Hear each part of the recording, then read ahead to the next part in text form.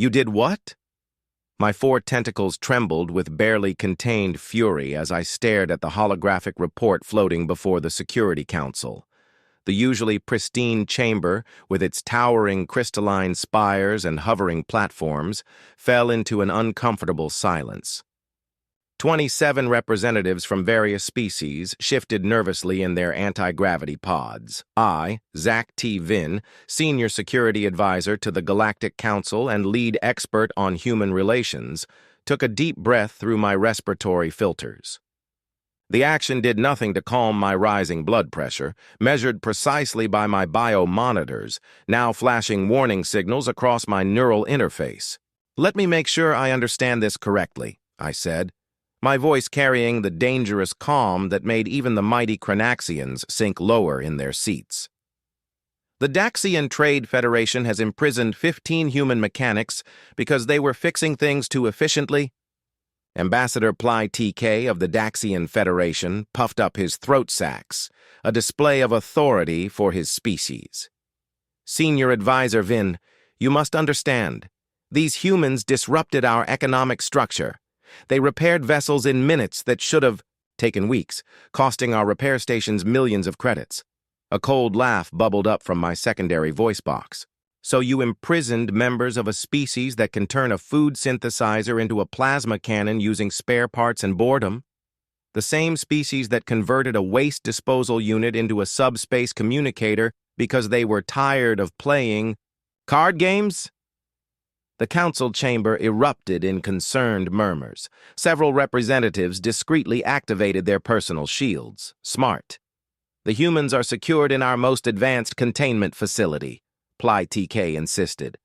Quantum-locked barriers. And, quantum-locked? I roared, tentacles fully extended in alarm.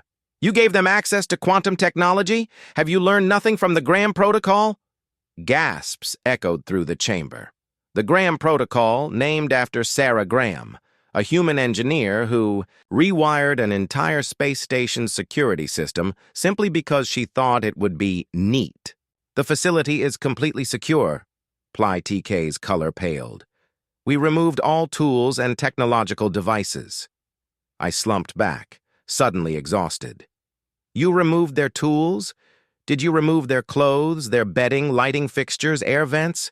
I once watched a human mechanic named Tommy create a fusion reactor from shirt buttons and a broken toilet.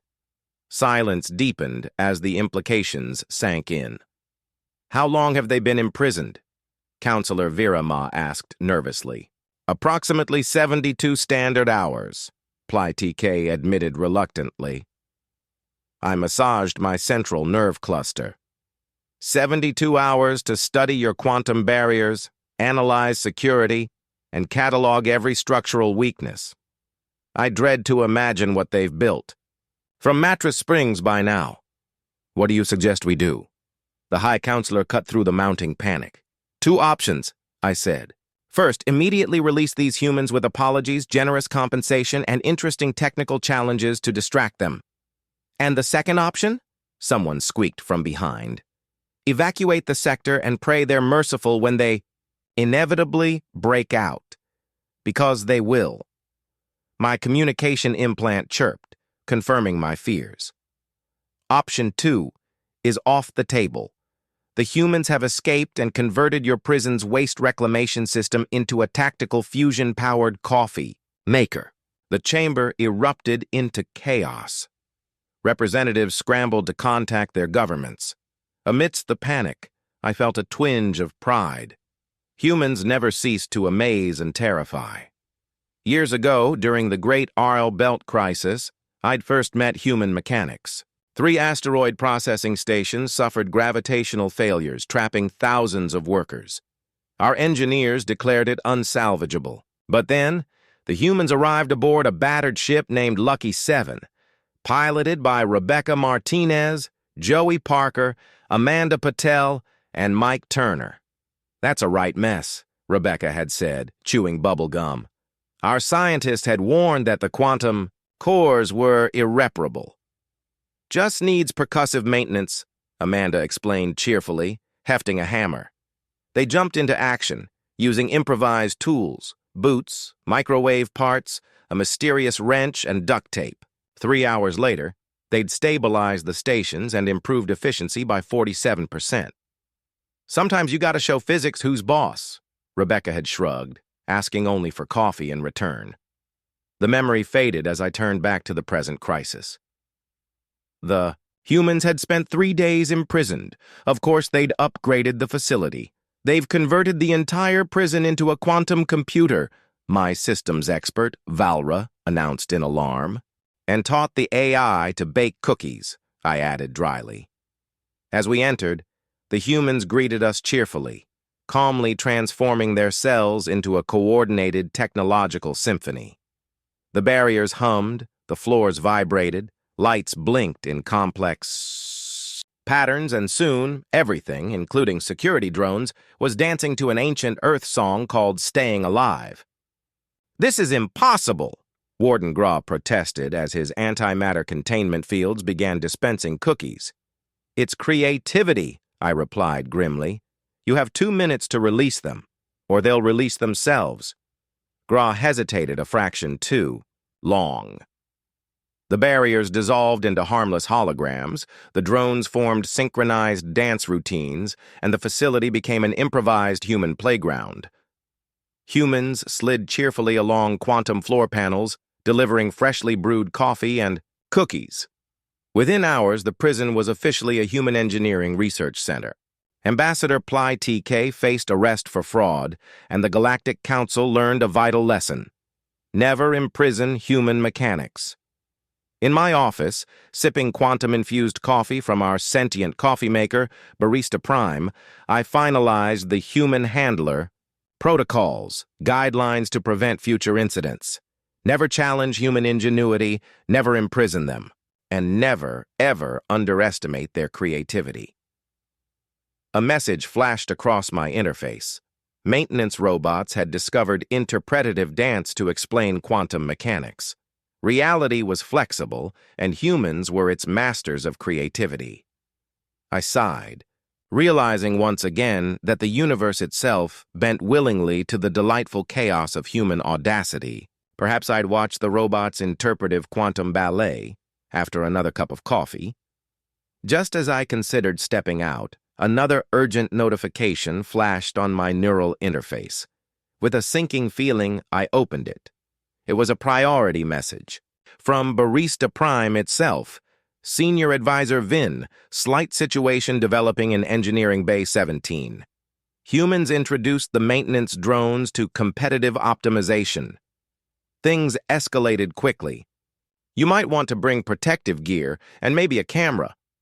I groaned softly, rubbing my nerve cluster. If Barista Prime was worried, it meant the humans had somehow managed to surpass even their previous chaos. Grabbing my emergency protective shield, I hurried toward Engineering Bay 17. As I approached, the floor beneath me vibrated rhythmically to what my translator helpfully identified as electronic dance music. The doors opened to reveal a spectacle I wasn't prepared for: maintenance drones, now decorated with colorful paint and glowing LED strips spinning through the air in gravity-defying patterns. Several were in the process of rapidly assembling a structure that appeared to defy conventional geometry, something my biomonitors firmly advised not staring at directly for prolonged periods. Marcus waved cheerfully from atop a platform suspended by repurposed quantum cables. "Hey, Vin, perfect timing. We're testing an upgraded gravity modulation matrix, though admittedly things got a bit competitive." "Competitive?" I asked, shielding my eyes from an intense burst of quantum-infused neon light. "You know," Lisa chimed in, casually sipping a coffee that floated gently beside her, "each drone tries to outdo the others in speed, creativity, and efficiency. It's great for morale and apparently for reality-bending engineering." I watched, in awe and mild horror, as drones rapidly constructed and dismantled intricate, impossible structures, laughing as they did so. "Is this safe?" I finally asked, already knowing the answer. Safe is such a relative term, Olivia said, appearing beside me and offering a freshly baked quantum cookie.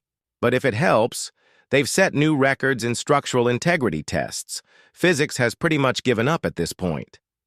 Just then, the lights flickered dramatically as Joey Parker announced from somewhere above, "Hey, everyone, prepare for the grand finale." "Finale?" I echoed nervously. "Don't worry," Lisa reassured me, handing me protective goggles. "It's mostly safe." "Mostly safe," I muttered, quickly putting on the goggles. The room shimmered, and reality itself seemed to twist gently, stretching and contracting as the drones executed their masterstroke, a perfect spherical structure that hovered impossibly, glowing gently with harmonious quantum energy. "What exactly have you built?" I asked, awestruck. Marcus grinned proudly. "We call it the quantum unity sphere. It's essentially a portable pocket dimension, perfect for storing extra coffee supplies or creating temporary safe havens. Also, it's excellent at karaoke." The drones cheered enthusiastically, clearly proud of their creation. Shaking my head, I smiled despite myself. Humans were unstoppable in their relentless pursuit of innovation, even if innovation meant occasionally breaking the universe. "Well," I said with resignation, "at least it'll make the next council meeting interesting." Marcus laughed heartily, patting my shoulder. "Vin, with us around, things will always be interesting." He was right, of course, and secretly, beneath my professional frustration, I wouldn't have it any other way.